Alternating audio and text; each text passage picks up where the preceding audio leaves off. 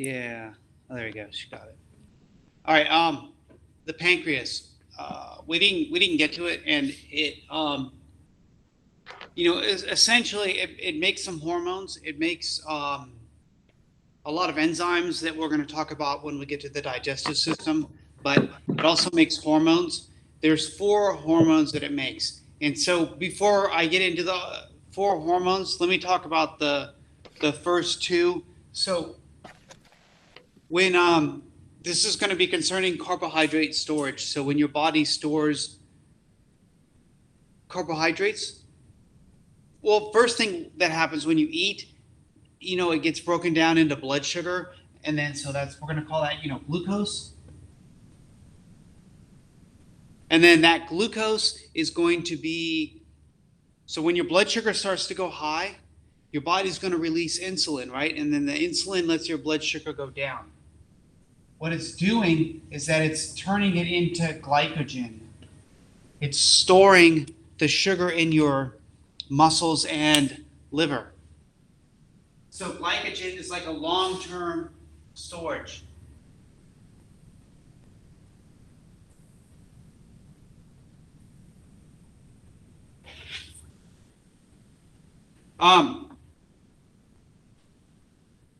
So glycogen is like a long-term storage, and glucose is like the sugar in your blood. So insulin, when insulin acts on blood sugar, it lowers it by taking the sugar out of your blood and storing it as glycogen.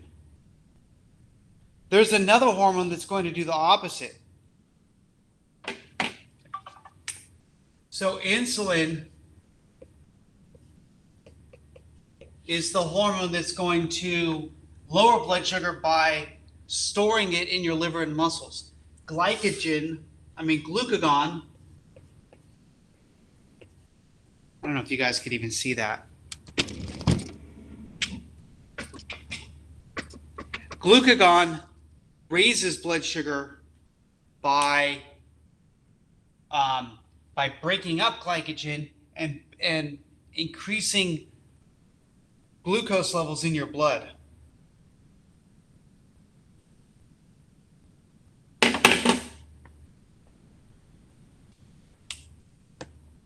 All right, so you're constantly making blood sugar, like you're constantly making glycogen, you're constantly breaking glycogen down, and you're trying to keep your blood glucose at a certain level.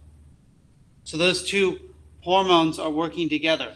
They're both made in your pancreas. So we've got four types of cells in your pancreas. And I don't really care so much about the cells, but I do see them on tests. So there's alpha cells, beta cells, there's delta cells, and F cells. So there's four different types of cells. Again, I don't care that you know these. But just so you know, that alpha cells make glucagon. If you see that, if you're going into like nursing school or something, they might ask. So you should know that alpha cells make glucagon and beta cells make insulin. But you won't see that in this class. But just keep that in your head. So alpha cells make glucagon, beta cells make insulin. Yeah, I finally got it. Delta cells make something called somatostatin.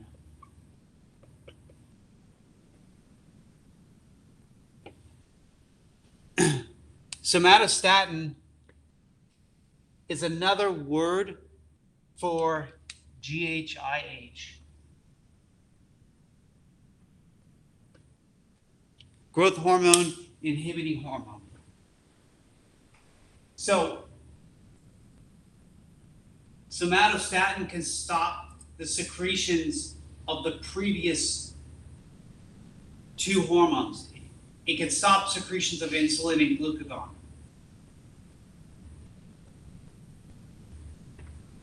F cells make something called pancreatic polypeptide.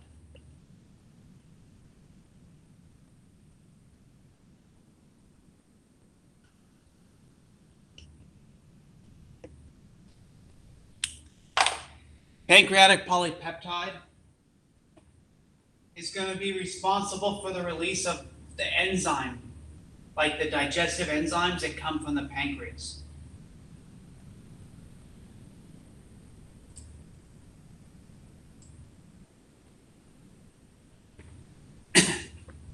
So, glucagon raises blood glucose.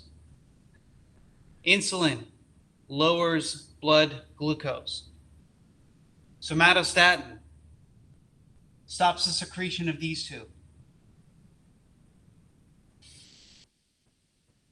Pancreatic polypeptide releases digestive enzymes from the pancreas. So I want you to know what these 4 hormones from the pancreas do. I'm gonna erase this here because I don't care about you knowing that. So I want you to know these 4 hormones. What do they do? What's their function?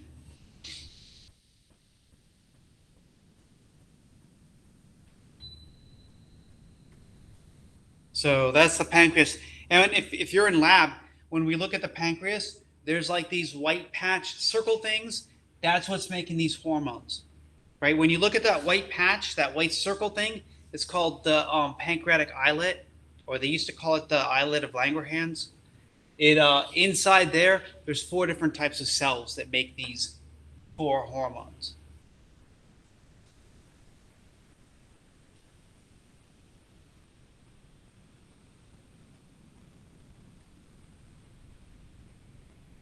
And that was the last thing from that chapter that I wanted to talk about. So endocrine system's finally done. And we could finally move on to blood.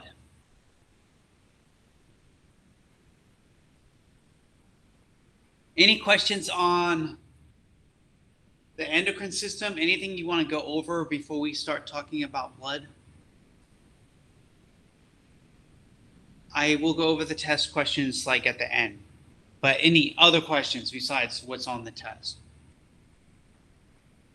No. Never is. Okay. So let's start with blood.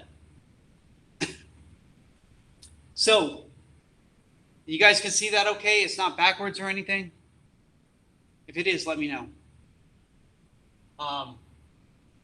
So blood's water soluble.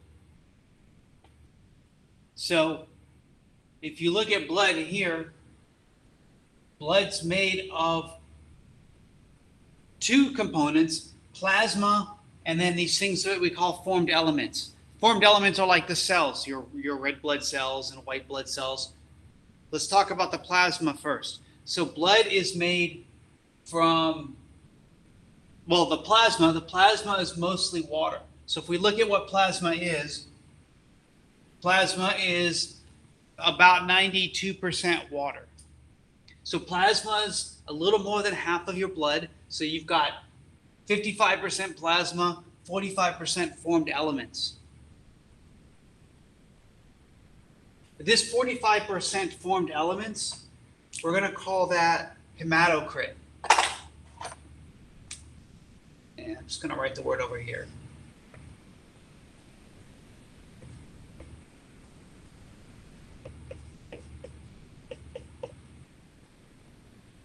Hematocrit is the amount of formed elements in your blood. So it should be, like when you do a lab, the hematocrit should be about 45, but maybe like a little bit more in men, maybe a little bit less in women, 43, 46, 47, something like that, right? It shouldn't be in the 50s and it shouldn't be in the 30s, right? It should be somewhere around 43 to 47. That's saying what part of your blood is plasma versus formed elements. If you're dehydrated, for example, you're going to have less plasma in your body. Like I was saying last class, that you literally have less blood. You have less blood when you're dehydrated. Yeah, it's true because you have less plasma. So your hematocrit in that case would go up because you have less plasma, but this would kind of stay the same.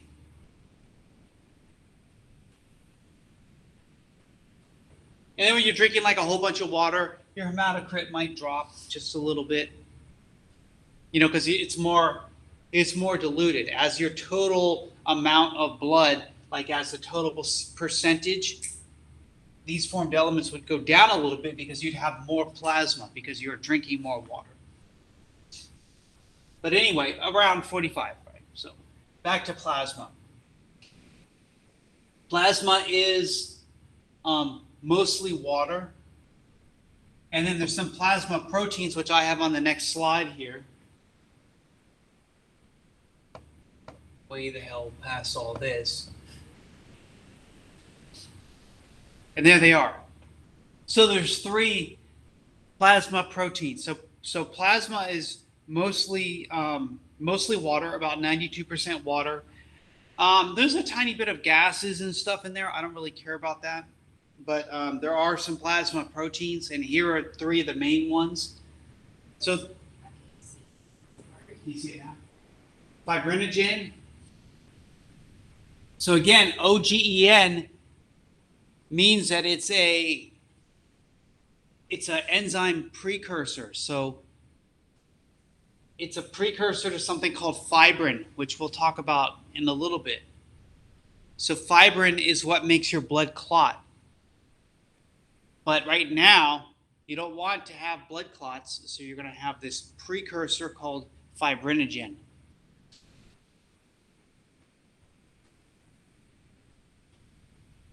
So that's one of your plasma proteins, fibrinogen, globulins, which are called immunoglobulins. We'll get to that when we get on to the chapter on immunity. And then albumin. We use albumin. I put here used in transport. It does, and it like moves water around our body. For example, we use albumin. It's just like sodium could influence where water is.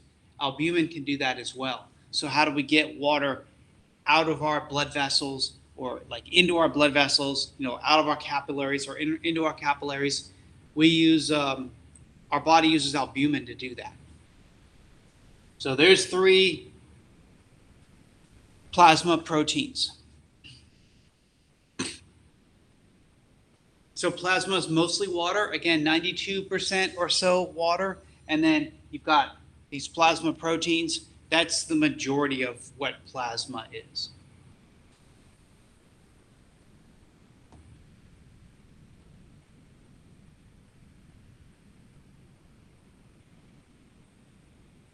Now we'll talk about the formed elements, which are red blood cells. And we're going to call those erythrocytes, right? Because cyte means cell, erythro, red. So erythrocytes, red blood cells, that's the vast majority of the formed elements. If you looked at any of the blood slides in lab, you would notice that there's very few white blood cells, right? You can't really see the platelets. They're there, but you can't see them. So platelets, white blood cells, very few. Red blood cells, a lot. Right? So erythrocytes, which are red blood cells. Leukocytes, which are white blood cells, and we'll talk about that. We got a separate slide for those. And then platelets, which, platelets are just, it's a big cell. It's called a megakaryocyte. Don't worry about that, but it's a big cell that broke into a bunch of pieces, right? And those are platelets, and those are going to help you form platelet plugs, like stop bleeding. We'll get to all of that, right? So I saw on here, red blood cells are going to be first. So these are erythrocytes. You can see some white blood cells in here, but these are the red blood cells. They're like biconcave discs. By the way, your blood, I should have mentioned this, your blood, it's important you know the pH of blood. The pH of blood is about 7.4.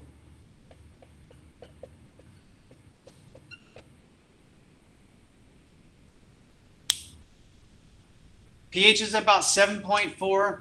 Blood is about 38 degrees. As opposed to the rest of your body, which is about 37 degrees. Blood's about 38 degrees. And how much blood is in your body? About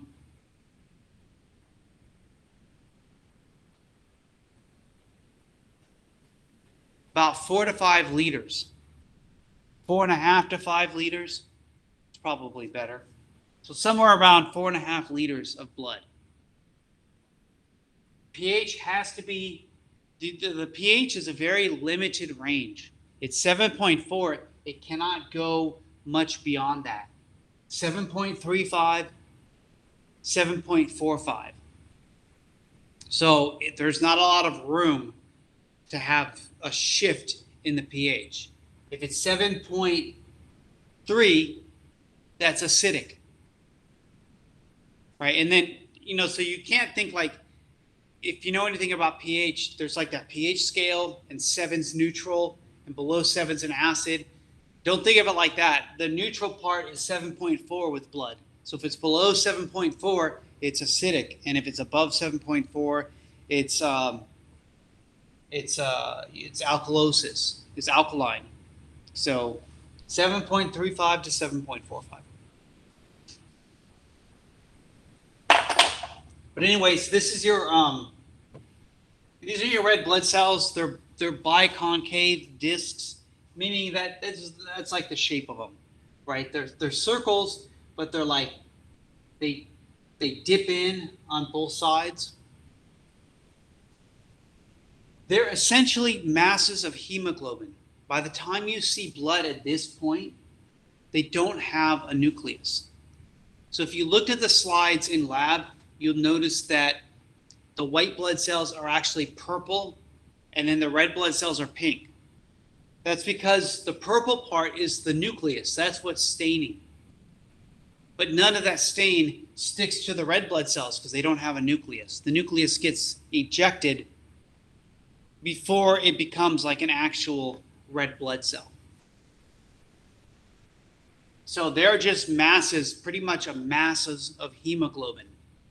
Just a bunch of hemoglobin molecules that are designed to carry oxygen.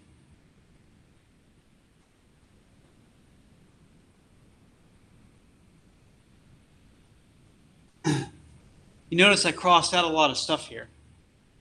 But that's like a good, pluripotent stem cells are stem cells. And stem cells can become any type of cell.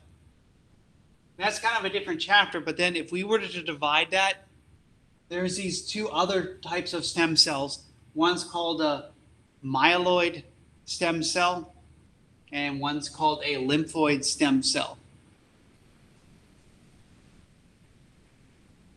If you look at the myeloid stem cells, they're going to become eventually red blood cells, and then a bunch of platelets, red blood cells, platelets, and then a bunch of white blood cells. The only exception is if you look here, you see lymphoid stem cell.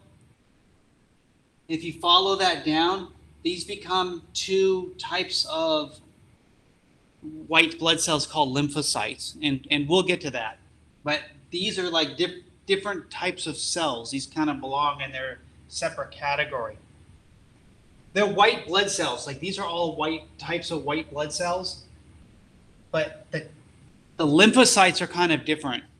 And that's when we're looking in lab, there's two types of white blood cells that we can see in the blood.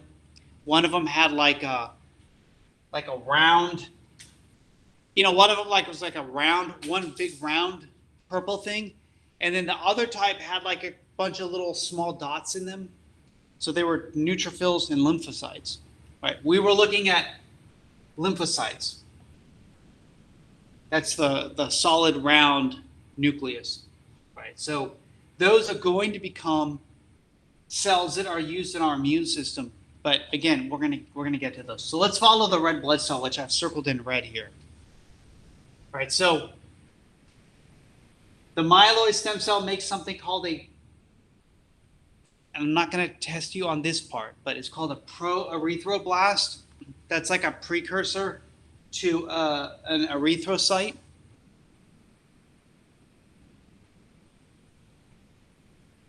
But you've noticed here in blue, I have put this hormone here called erythropoietin. ERYTHRO, that means red, erythropoietin. That's something that they give out in hospitals. There's a couple of names for them. One's called Epigen. So if you want to increase the number of red blood cells available, you would give Epigen, which is essentially erythropoietin. Or if you hear about like blood doping, that's what they're doing.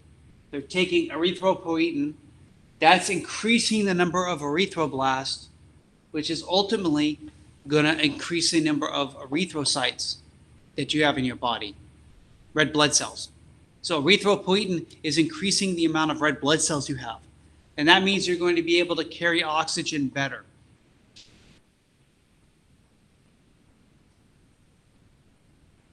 Notice I have another similar word here. Here's that word. I know it's like hard to see.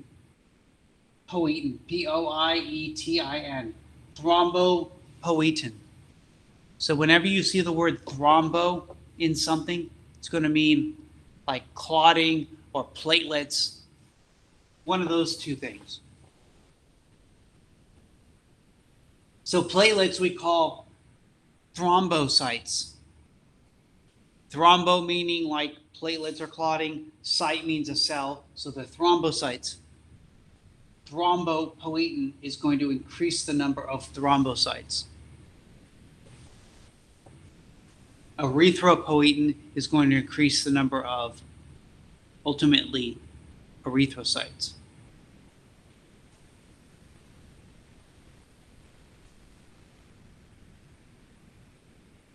But let me go back to red blood cells. So you notice that the nucleus gets ejected. By the way, these are made in the red bone marrow.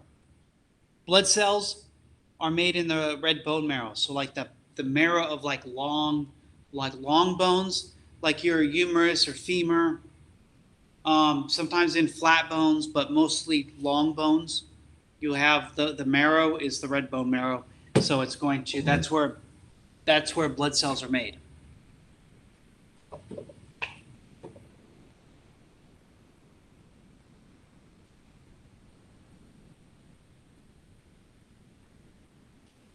And again, you know,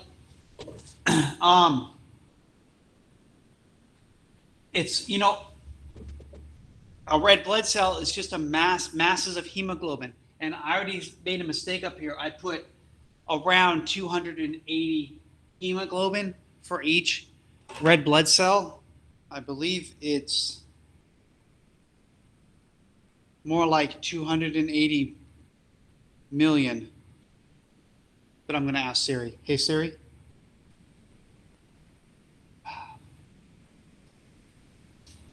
That's why you have to count on your brain, because Siri is not going to tell you how many hemoglobin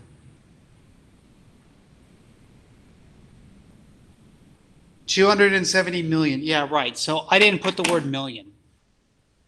So it's about 280 million hemoglobin molecules for every red blood cell, right? And then each hemoglobin can carry like 4 molecules of oxygen.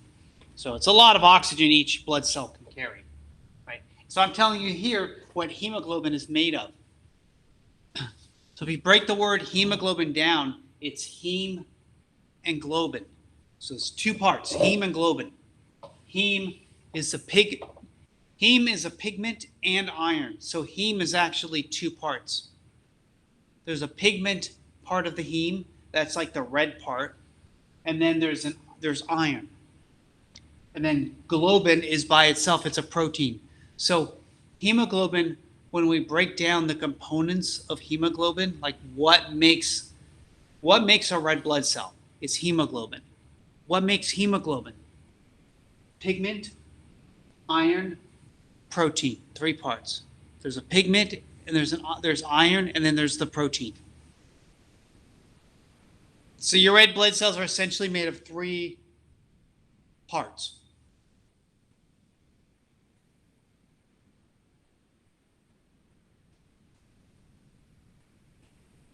Does anyone have any questions up to this point? Because I feel like I'm going fast. No. Okay. You said 280 million? Yeah, there's about 280 million. I probably won't ask you on that on a test. It's kind of more FYI for that part. But I do want you to know what they're made of, because I want you to know what happens to them when they are broken down. And that's on the next slide I have.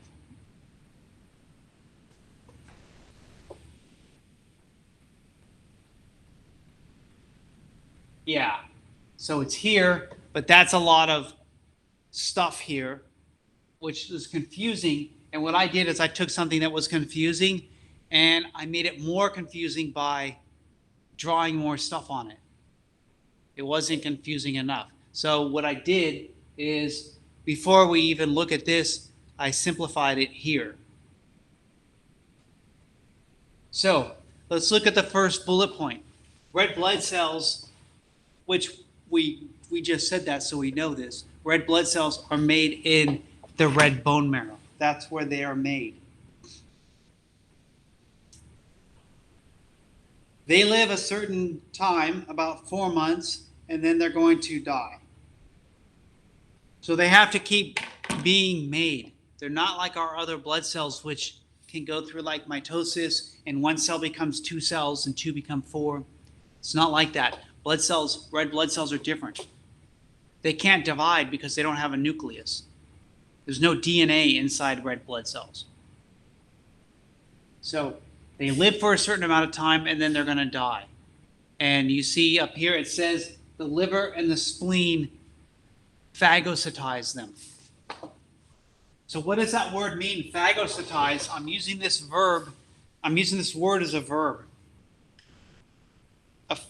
A phagocyte, phago means to eat, and cyte means cell. So it's a cell, there's cells that eat things. So there's phagocytes, they eat whatever. For example, if you get a piece of bacteria or pollen in your body, phagocyte will probably come and eat it and just break it up. Right? Here, phagocytes are eating worn out blood cells. So in your spleen and in your liver, you have certain types of cells called phagocytes that eat. And so I'm saying here that they're phagocytized in the liver and spleen, meaning that phagocytes go and eat them. And so now they're going to get broken up. So what I'm doing here is I'm talking about the 3 parts. Remember, there's 3 parts of a red blood cell. First part, protein, iron, and pigment. So that's what I'm dealing with. Protein, iron, pigment. What happens to each of these? So that's what I'm doing here. I'm going through it. What happens to each one of these 3 things, 3 components? Protein is easiest to deal with because proteins get recycled in your body, period. Any protein that gets broken down is going to get recycled. That's what we do with proteins. We make stuff, right? I mean, we've been saying this, well, I've been saying it.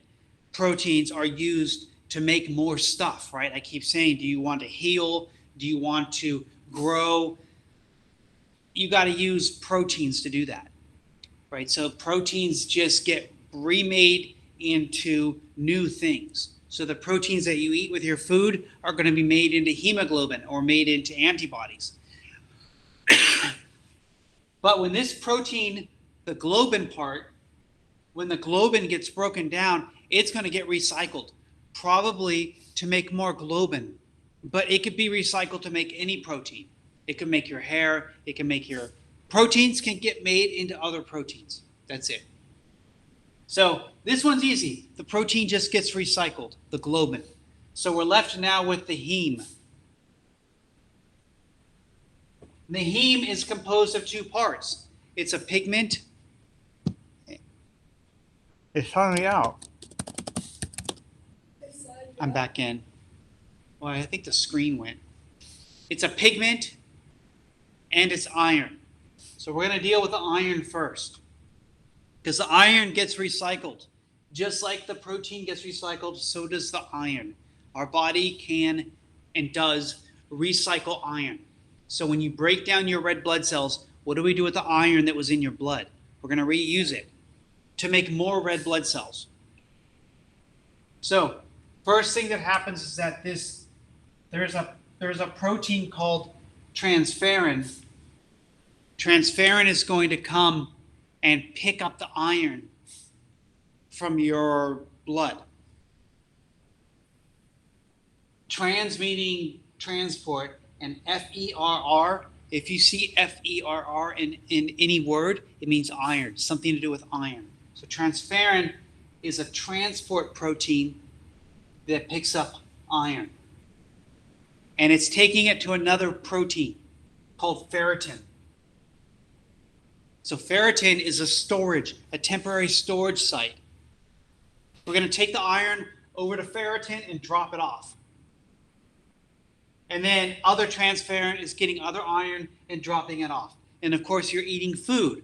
So what's happening to the iron in your food? Transferrin is grabbing that iron and dropping it off.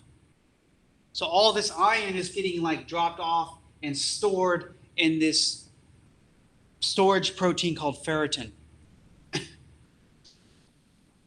So you're getting it from your broken down blood cells. You're picking some up from food, wherever. You're just getting it and storing it in ferritin. Once you get a good amount of iron stored up in this temporary storage site,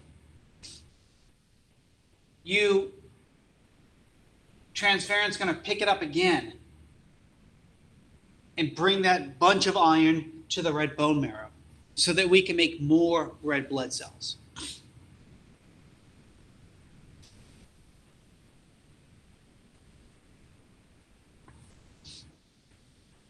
So that's why I have transferrin twice, because there's lots of different transferrins that are picking up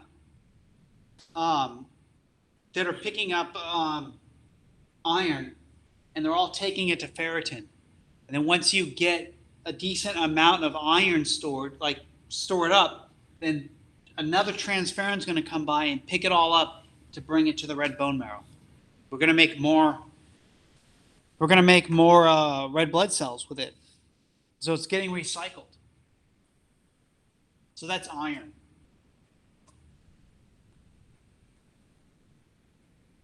Now we're at the last one. We're at the pigment. This is not going to get recycled. Pigment is color, right? Red blood cells are red. It's because of a pigment in there. I took out a couple of the steps. There's a pigment before this, but I mean, that's fine. It's called biliverdin or biliverdin. But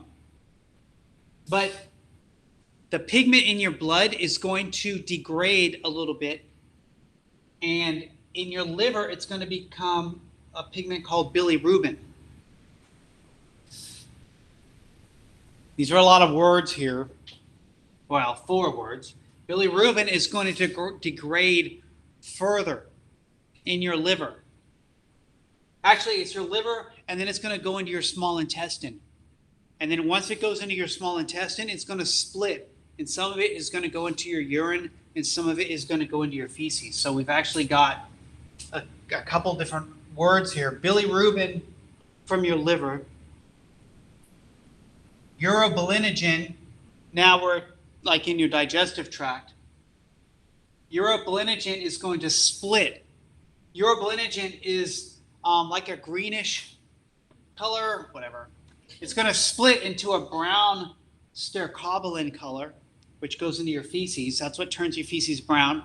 And then a yellow urobilin. So you've got these 4 words that you're going to have to learn. Bilirubin, urobilinogen, stercobilin, and urobilin. So that's what makes your urine yellow, your feces brown. Those 2 colors came from what used to be your blood. So the pigment does not get recycled.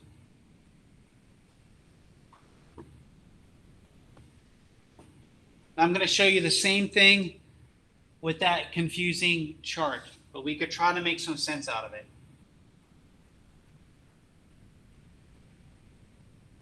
So look at the part in black here that I've circled. Here's the blood. The blood gets broken into three things. It's going to get broken down into globin, iron, and pigment.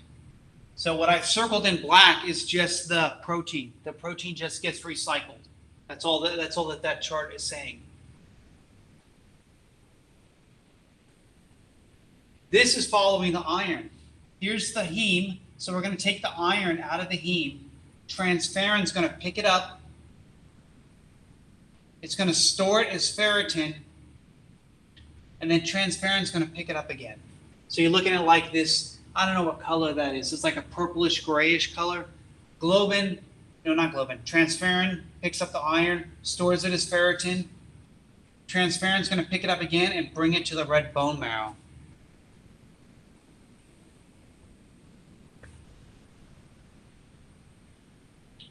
Now we are at the pigment, and that's really confusing looking. So the pigment gets broken down into biliverdin, then bilirubin. And you notice bilirubin, I made a note about it up here, because bilirubin is something that does show up on lab tests. And it does a few things, but if it's elevated, that could mean that you're breaking down blood cells, red blood cells, faster than you should. Or, of course, if it's lower, it could mean that you're not breaking blood cells down. Why? Why are you not breaking down your red blood cells when they die? Or why are you breaking down too much? So I put like hemolysis. Why are you breaking down too many red blood cells? If you think about something like anemia, right? Why are you anemic?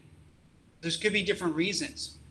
Maybe a very common reason is you don't have enough iron, right? So if you don't have enough iron, you cannot make enough red blood cells. So that seems pretty obvious. Okay, but what if you're making enough red blood cells, but you're breaking them down prematurely? You're not waiting until 4 months or 120 days. You're breaking them down. Then you're not going to have many red blood cells either. So you're going to be anemic because of that. Or there's vitamins. There's vitamins that folic acid and B12. They're responsible for making cells. If you don't have enough of those vitamins, you're not even going to be able to make the cells. That's going to be lower red blood cells. So there's different reasons you could be anemic. Right? So one thing you could do, besides like looking at your levels of iron, that'd be easy. Look and see. Check iron levels. You could go in and check bilirubin from the liver and see what that is. But then, you follow it. The bilirubin ends up in the small intestine, and then it gets broken down into urobilinogen in your intestines. Some of that urobilinogen goes to your kidneys, and that colors the urine. I circled urobilin, I circled stercobilin. But if this thing is way too much, then, just go back to this one. Oh, not that. Go back to that one, right? So that's kind of a summary of it.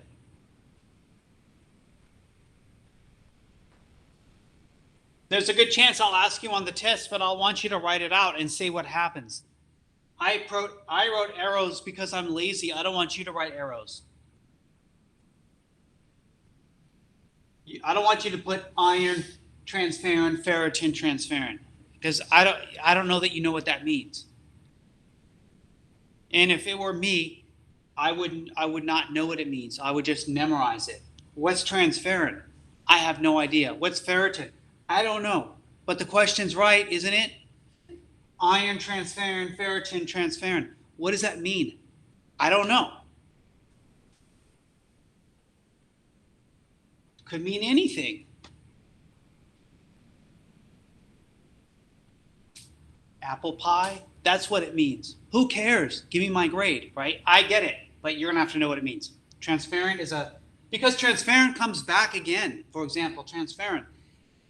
When you talk about microbiology, you're gonna talk about transparent again. For example, right? Like these things do come back. Transparent transports iron. Ferritin stores iron. And it's not that hard, right? You're picking it up from the old dead red blood cell. You're carrying it over to a place to store it for a while. And then you're going to pick it up and bring it to the red bone marrow. That's what's going on here. This just gets degraded. This, the pigment in your red blood cells gets broken down. I mean, I could see the arrows here. I could understand that. But here, I'd like you to explain what's going on. It's a combination. Memorize it, but understand it.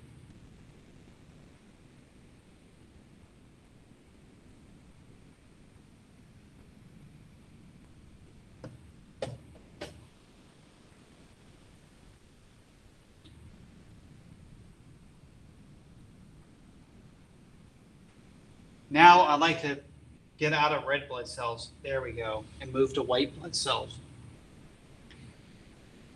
That red blood cell thing was probably the hardest part. What we just went over is probably the hardest part of this chapter. Probably. So that was red blood cells. All of that was erythrocytes. And now we are on leukocytes. There are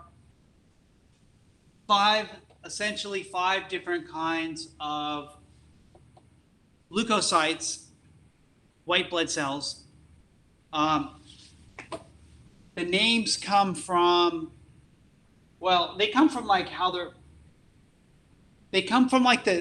we use different dyes when we stain cells. One's called eosin, and the other one's called I don't know, something like hemotoxylin. I forgot what it's called. But one stains, like eosin, tends to stain things like a red color. And then the other stain, hemotoxylin, whatever it's called, I got to look it up, stains things like blue. And then, of course, you have like things that are kind of like purplish or pinkish or red. So that's where we're getting the colors from like all the slides that we're seeing. And eosin tends to get, it doesn't really matter, but that's kind of where we get this word. It's about the stain that we use. You'll notice that here I'm writing granular and agranular. I don't care about that anymore.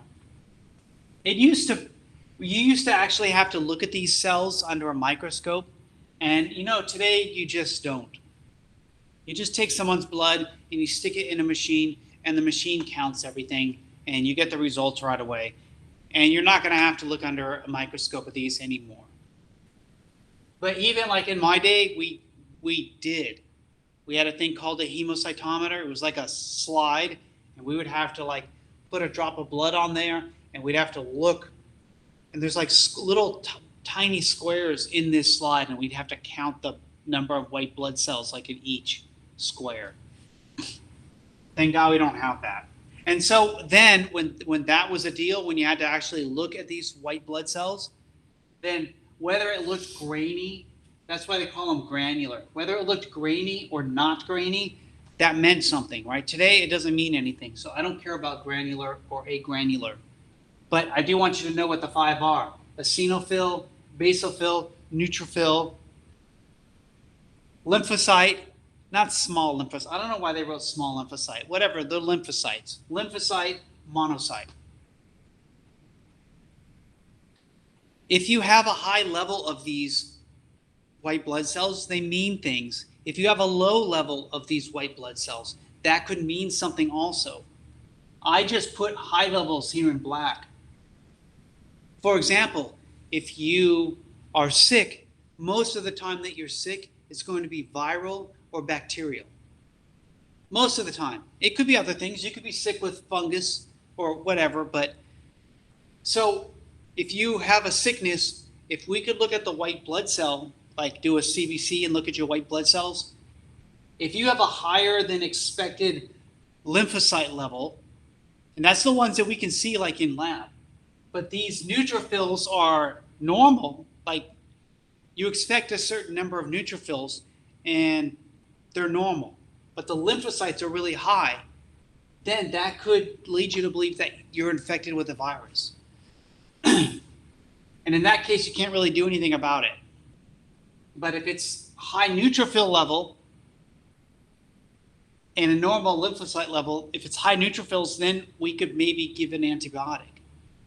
Okay, maybe it's some kind of bacterial infection, and depending on what it is, you can give a different antibiotic. So sometimes it's important to know these things. So high levels of eosinophils, parasitic infections. That's kind of a vague word. So we're talking about things like, I don't know, worm, parasitic worms, whatever. Basophils are high in hypothyroid, which about 10% of people have, certain cancers. I mean, how do you know you have cancer? You're not going to look at these. You're going to look at the slide and say, hey, are those cancerous cells, right? But I just like you to know a few of these. Bacterial in neutrophils, that's the other thing that we can see in the microscope. We can see these and we can see those. And then monocytes, fungal infections, and tuberculosis. In tuberculosis, monocytes go up.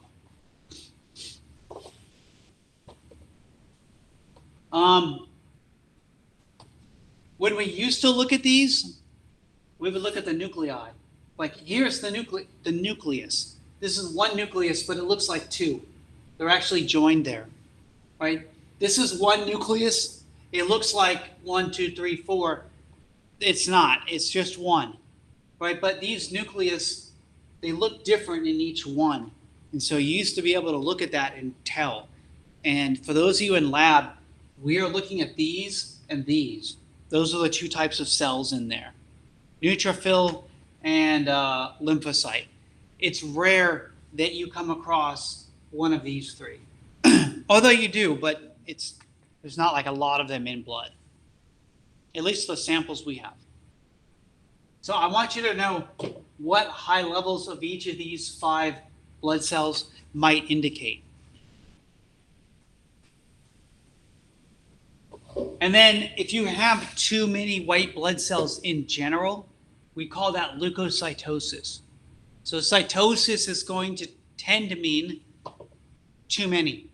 Penia, P-E-N-I-A, will mean like not enough, like sarcopenia for like muscle, or here leukopenia. Leuko meaning white, penia meaning like not enough, right?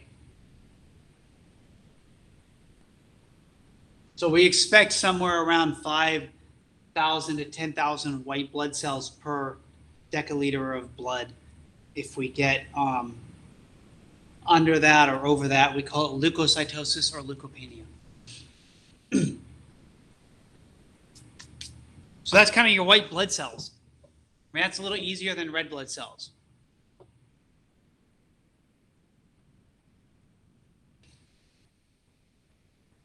Any questions on white blood cells?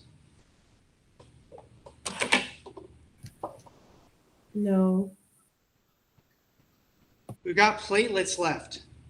Let's take a break before we go into platelets, though. So we've got platelets. Let's take about 10 minutes. I'm going to keep recording. I'm going to record through it. So fast forward like 10 minutes ahead. Because I don't want to drop too many videos on there. So, yeah, so like 10:20, we'll go into platelets.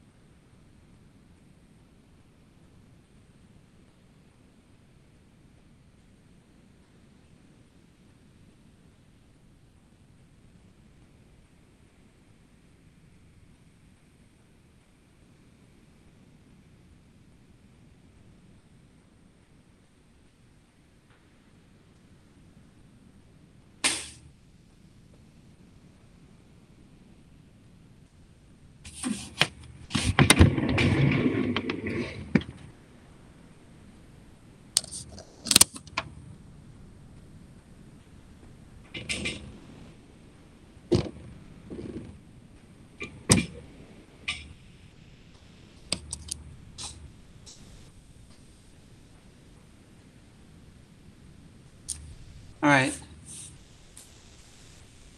Talked about red blood cells. We talked about white blood cells. Let's talk about, can you see that? Yes. Platelets. Um, so, well, not only platelets, but platelets and coagulation. So together, we call it hemostasis. We don't call it hemostasis. Hematostasis.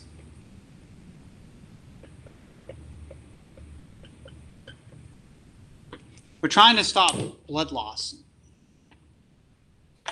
So there's different ways to do it. There's 3 different ways. One's called vascular spasm. We're not going to spend a lot of time on that. But the other 2, one's a platelet plug.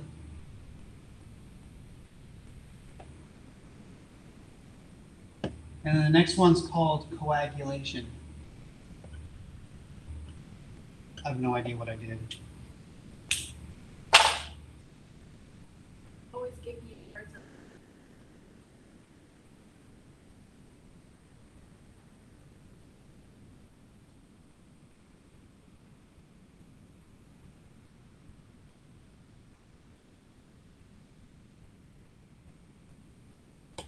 All right. So, vascular spasm, all that is, so let's say that I get a cut here, right? The blood vessels before the cut are going to vasoconstrict. They're going to constrict to slow down and try to stop the blood leaving. That's vascular spasm. You'd be amazed. You think sometimes, like when an appendage gets cut off, the blood would be like spurting out. It doesn't necessarily happen like that. If it's like a clean cut, then the arteries would kind of retract into the arm a little bit and vasoconstrict, and you wouldn't have as much blood loss as you would imagine. And that's vascular spasm. But here we're talking about a platelet plug.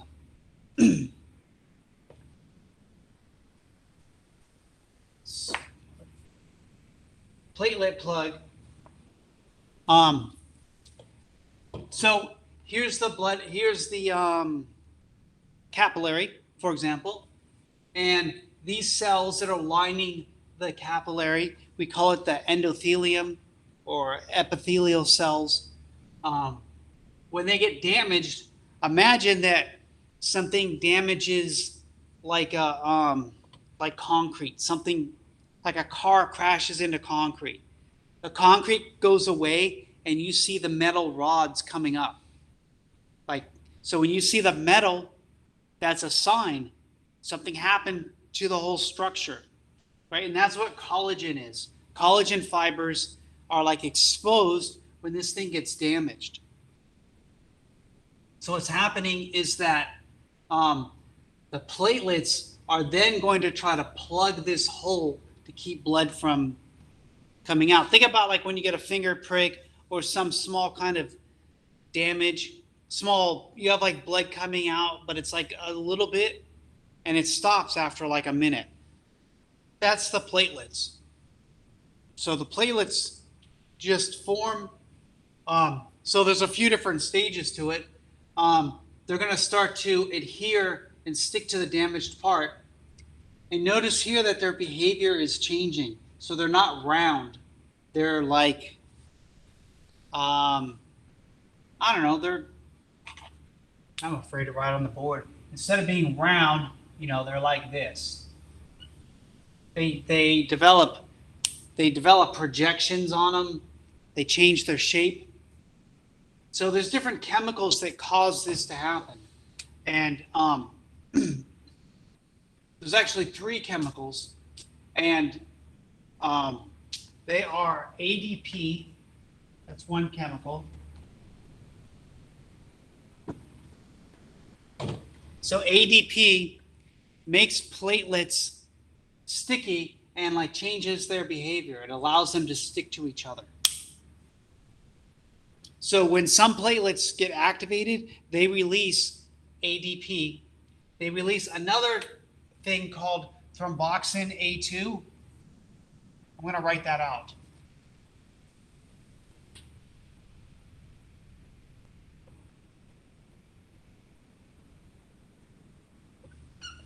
Thromboxane A2 does the same thing as ADP.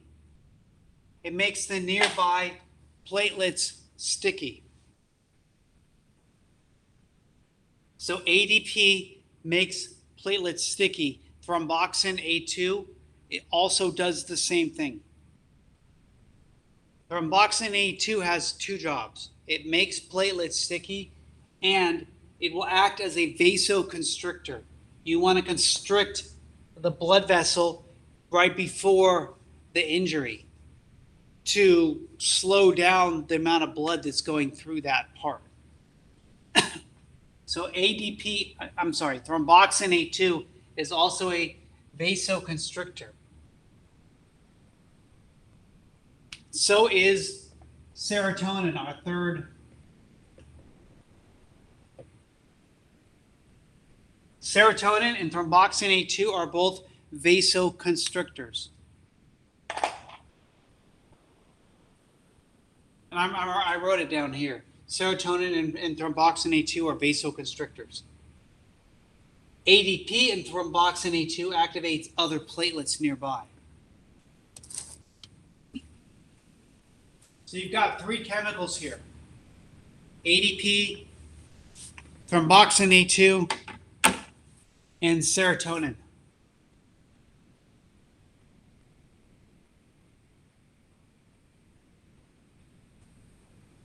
These chemicals are going to allow these platelets to aggregate here and plug up the hole.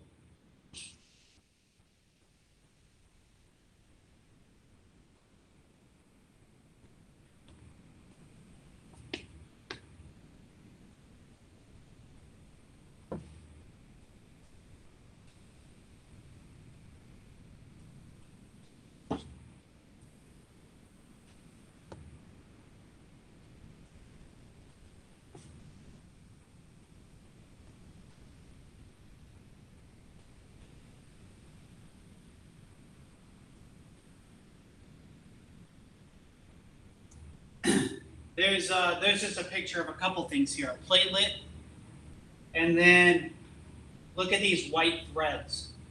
These are fibrin threads. That's going to make a clot. So we have platelet plug, but we also have clotting.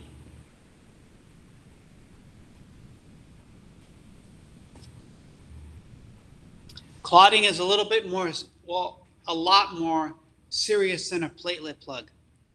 So clotting, you only want to do it if there's like an emergency, like something like you're really, really bleeding, because a clot can go stick in your smaller blood vessels and plug those blood vessels, right? It can go up to your brain. It can cause a stroke. A blood clot can go to your lungs and cause like a PE, like a pulmonary embolism. So you don't want clots to be made for nothing. So whenever your body does something important, like this is like a nuclear option, right? So then you want to ensure that you like want to make sure that there's no false alarms, that you're not making a clot for nothing. So and I crossed this out, which I shouldn't have, but whatever, it's crossed out, so let's just go with it. But whether you have damage from outside of your blood vessel or inside of your blood vessel, it's kind of irrelevant at this point, because you end up with something called prothrombinase, which I think is on the next slide. Hold on. But you wouldn't know that because I can't.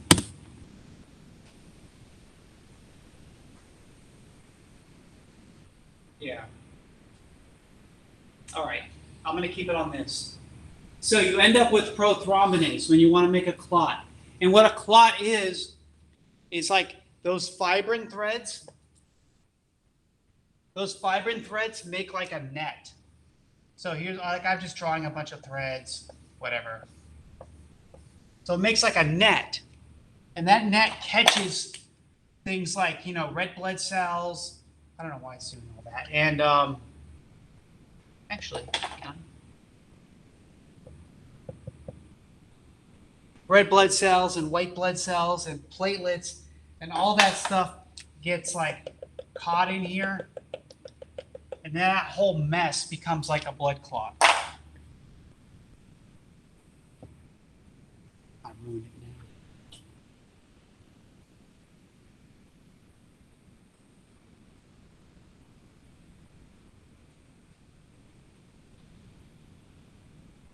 now. And that whole thing becomes like a blood clot. So a blood clot is made from these fibrin threads that just kind of catches like a net. And it catches like all these different blood cells, red blood cells and white blood cells and platelets. And just all together just becomes this clot or like an embolus. So we had prothrombinase at the end of that. And prothrombinase, this is an enzyme precursor. There's two ways to understand that an enzyme is a precursor, like a inactive form. One way is to have OGEN, like this one, fibrinogen. It ends with OGEN. That means it's an enzyme. It's a precursor enzyme to fibrin. The other way is to put the word pro in front of the word. So prothrombinase, that's a precursor. It's an inactive form. What's the active form called? Take off the word pro. That's the answer. So prothrombinase converts prothrombin, so there it is, prothrombin to thrombin. I know words. So we've got prothrombinase. When prothrombinase is made, it's going to convert prothrombin, which is in your body now. It converts it to another enzyme called thrombin. So thrombin is an enzyme. It has to, but this enzyme is not existing in your body right now. This exists in your body, right? So prothrombinase will convert this to this. And then when thrombin is made, it's going to go to your fibrinogen. Remember, that's one of your 3 plasma proteins. It's going to go to your fibrinogen and convert it to fibrin.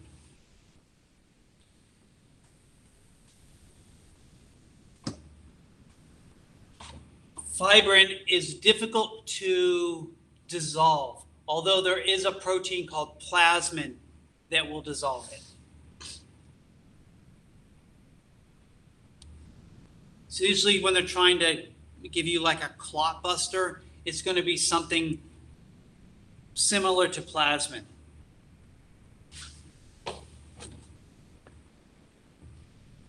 But again, a clot is like a serious deal. Usually you're going to go with a platelet plug. If you're just doing some mild bleeding, you're going to go with a platelet plug. If you're in like some kind of car accident type of bleeding, you're going to go with clotting, probably. So it's kind of like a clot or coagulation is like a escalation of a platelet plug. When a platelet plug's not enough to take care of the situation. So we've got one conversion that's being made, and then we got a second conversion that's being made because this is again a serious deal. So it's like one of your body's ways of having like a check to make sure you're not throwing a clot when you're not supposed to. Which happens, right? And people in the hospital, they go in for something else, and then they're laying in the hospital bed, and they start throwing clots. And now you end up with other problems.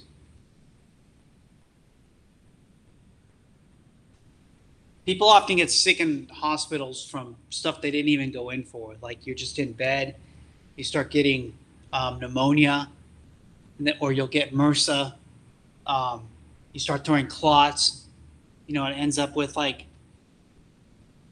obstruction of your lung capillaries, and you just start having all these other problems. Staying in hospitals are not necessarily always good things to do.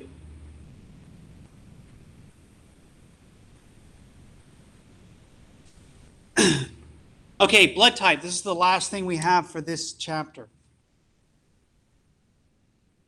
So what makes blood type? It's these antigens. So on our blood cells, like on every, not blood cell, on every cell other than blood cell, we have these molecules called MHC, and we'll talk about these later. It stands for major histocompatibility complex. They're like name tags that are on our cells, and they identify our cells as just belonging to us. So I can't, if I go to put someone else's liver in me, okay, they got to match the blood type.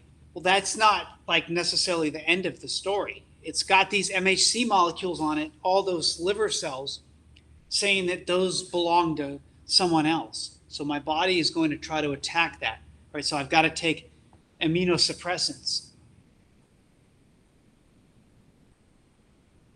So if I want to suppress my immune system, what do we want to give a high dose of, by the way? We went over it last class. High doses of something can be immunosuppressant. Steroids. But anyway, this is blood, so a little bit different. But the same idea in that you have either an A antigen.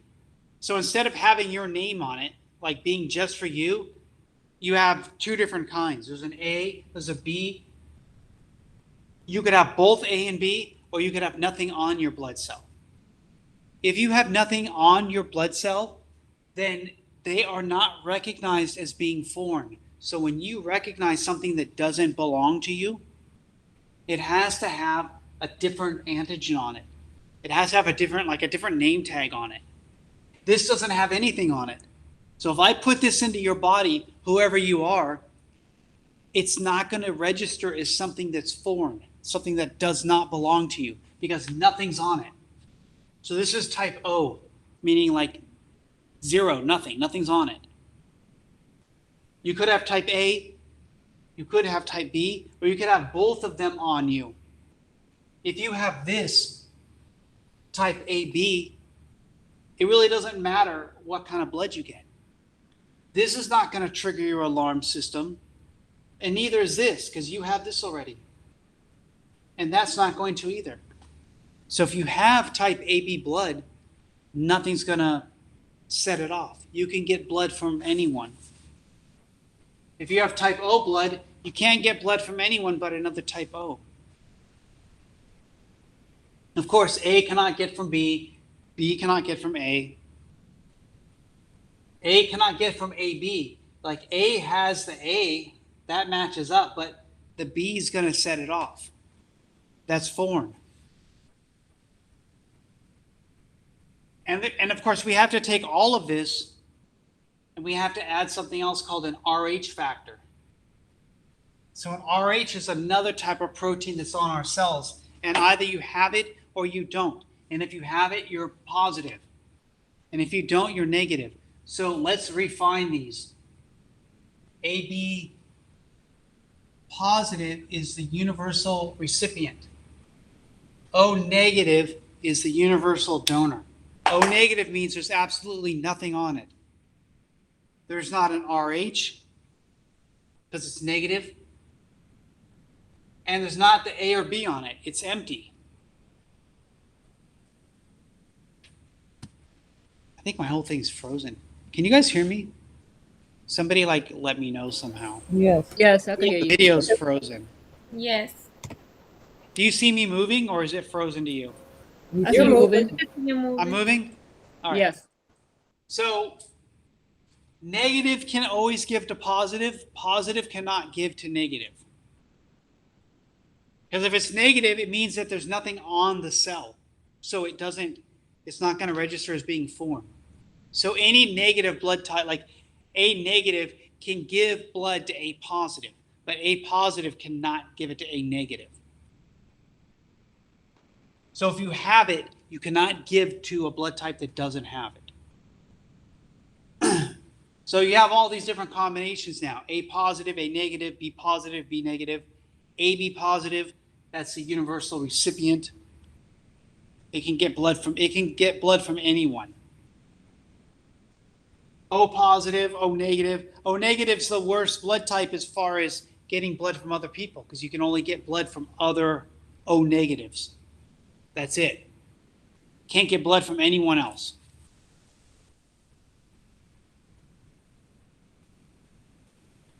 So let's look at this RH thing more. If I can ever get this to another slide. There's something called hemolytic disease of the newborn. Hemolytic disease, in other words, cell bursting disease. What happens is that if the mother's Rh negative and the father's Rh positive, there's a chance that the baby can be positive. So you have negative blood type, but your baby has a positive blood. You have A negative, let's say the baby has AB positive or whatever it is. It's positive. It's got that Rh on it. It's got the Rh antigen, right? The first pregnancy will go by fine. But when you're delivering that baby, now your body's exposed to the blood of the baby. And so now your body will start to build up antibodies against that baby. And that's fine because that baby's going to be delivered. But if that happens again with a second child, your body will then attack that fetus. So the second pregnancy ends up in a miscarriage. Now what they've done for a long time is that if you have Rh negative, they're going to give you RhoGAM. They used to test the father to see if the father was positive or not. Now they just give it to you. If you're negative blood, they're going to give you something to kind of fix this. I think it's called RhoGAM. So they'll give that to you to fix all this, and you're not going to have to deal with it. But if you don't, then yeah, that's what could happen. I think that's my last slide. Do you guys have any questions about any of this stuff that we went over? Because I'm gonna go over the exam.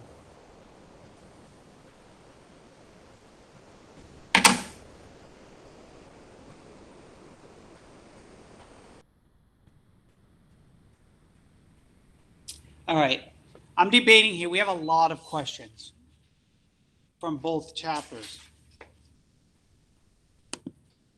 Are you guys looking at an empty board right now? Yeah. Yes. Good. Yes. Let me unpin myself. I don't know why it's all like frozen on my computer. Well, I'm just gonna have to trust that it's gonna record right. All right, so questions, things that I want you to know. Let's go back to the endocrine.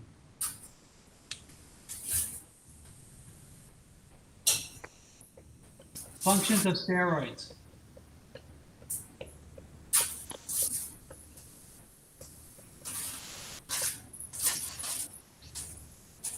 There were like 6 different functions of steroids.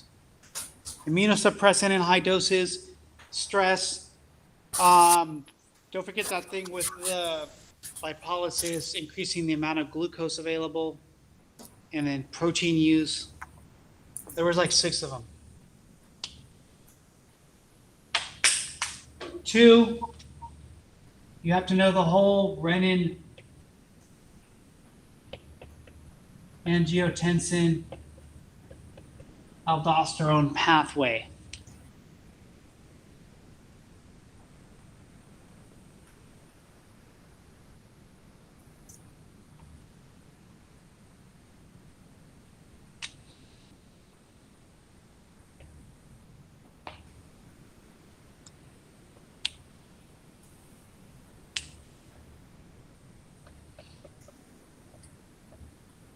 Hormones of the pancreas. The functions. What do they do? What are they? And what do they do? People always remember insulin and glucagon, but they forget somatostatin and pancreatic polypeptides. So there's 4. What are they? What do they do? I'm not interested in alpha, beta, delta. I don't care about that. What are they? What do they do?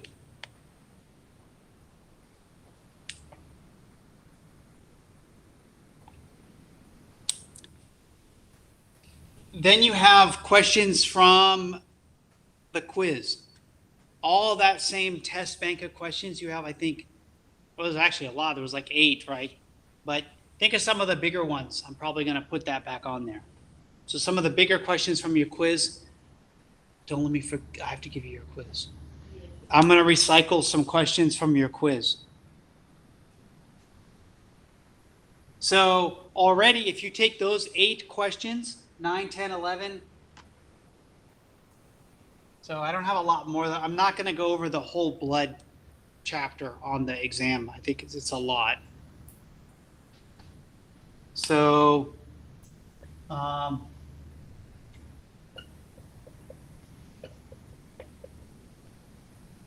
are the 5 leukocytes? Include like high levels. Like what do high levels of each one indicate?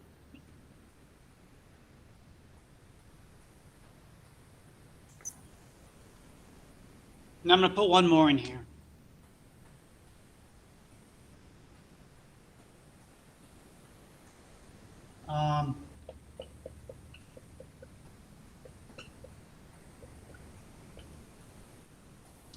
That's really all I can put because that's like a lot of material. Fate of red blood cells. Meaning, how long do blood cells live? Where are they made? How long do they live? Where are they made? What happens to them when they die? So think about the protein. Think about the globin part. Think about the iron. What happens to the iron? And then what happens to the pigment? Address those 3. I don't know. I can't see what you're seeing, so I don't know if you can see it. We can see you. Okay, so when you talk about the fate of red blood cells, talk about how long they live, where they're made, then talk about what happens to each of these 3. Globin gets recycled to make other proteins. Done. Iron, transferrin's going to pick it up, store it in ferritin, and then transferrin's going to pick it up again, bring it over to the red bone marrow.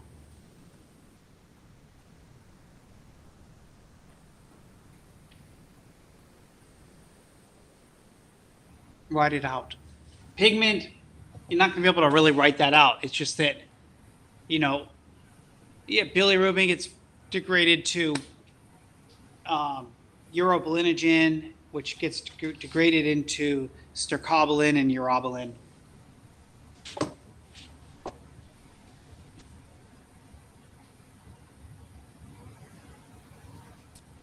For number 4, don't forget what leukopenia and leukocytosis is.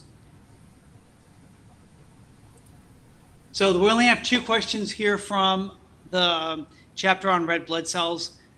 The rest of it, I might put in quiz number 2. I mean, I don't know.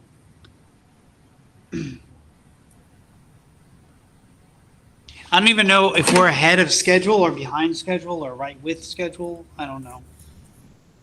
I have to look it up. I don't think we're behind. But I just can't ask everything. I don't feel like I can. So you got these 5 questions. You have 8 questions from quiz 1. So that's your test bank. You know what kind of questions I ask, so just work on it and write your answers out.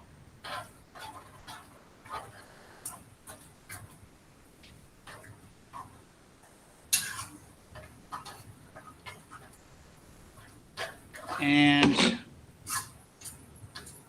that's it. We'll have exam 1 at 9 o'clock on Wednesday.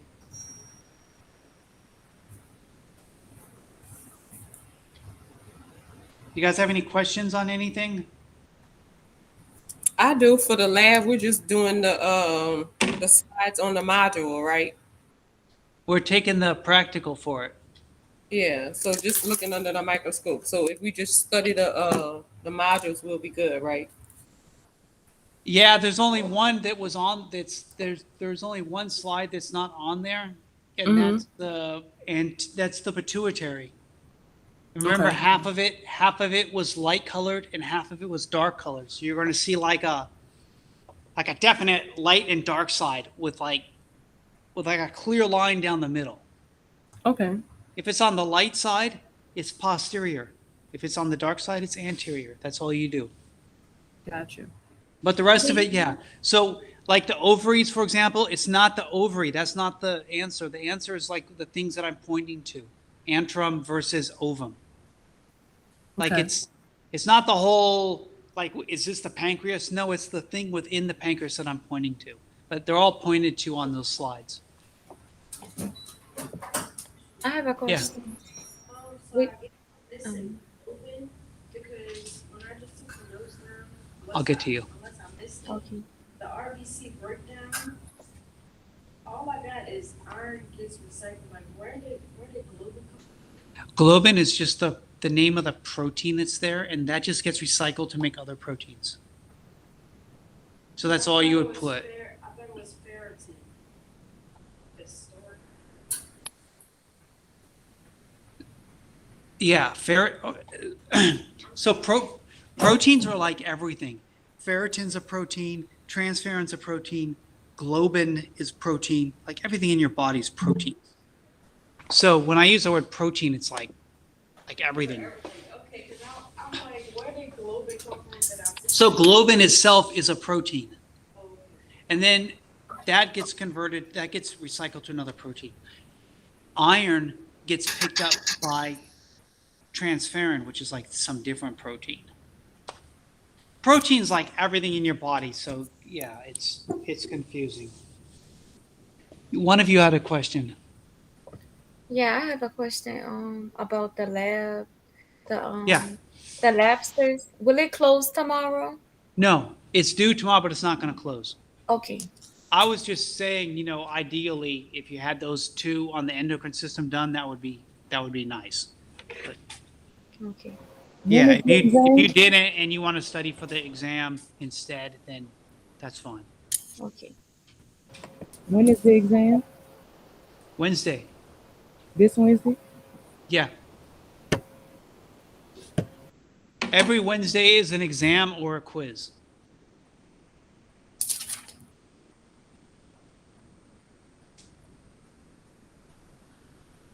I'm going to stop recording.